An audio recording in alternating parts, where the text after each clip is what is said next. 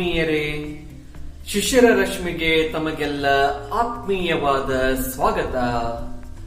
ಇಂದು ನನ್ನ ಸ್ವರಚನೆಯ ಕವಿತೆಯನ್ನ ವಾಚನ ಮಾಡ್ತಾ ಇದ್ದೀನಿ. ದಯವಿಟ್ಟು ಆಲಿಸಿ.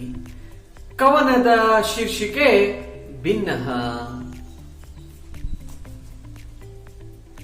ನಾನಿರುವ ಸ್ಥಿತಿಯಲ್ಲಿ ನಿನ್ನ ಹೇಗೆ ವರಿಸಲಿ?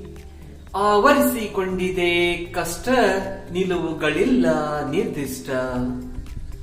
ಒಂದಿಲ್ಲೊಂದು ತಲೆ ತುಂಬಿದ ಆತಂಕ ಆವಿರ್ಭವಿಸಿದಾಗ ಯಾತನೆಗಳ ಜೊತೆಯೇ ಆಟವಾಗಿದೆ ಇದು ದಿಟ.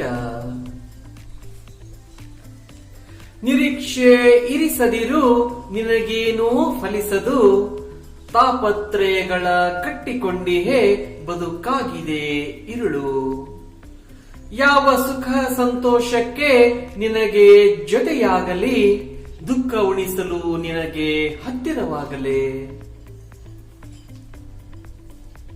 ಮನುಷ್ಯತ್ವ ಹೊಂದಿದೆ, ಸಿರಿತನದ ಭಾಗ್ಯವಿಲ್ಲ.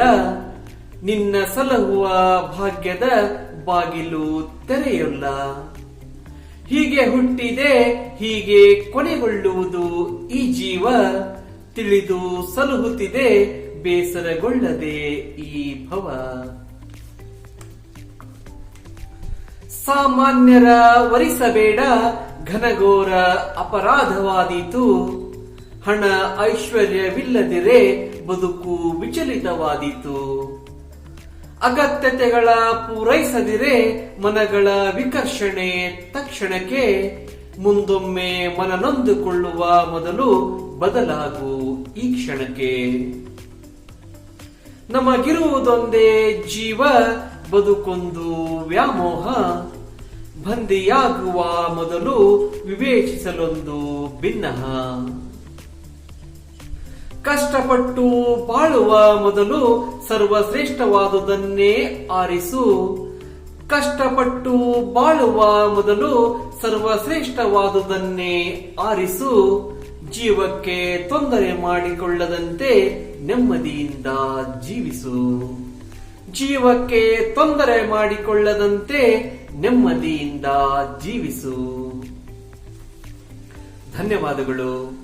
ನನ್ನ ಈ ಕವಿತೆ ನಿಮಗೆ ಇಷ್ಟವಾದರೆ ವಿಡಿಯೋನ ಲೈಕ್ ಮಾಡಿ, ಶೇರ್ ಮಾಡಿ.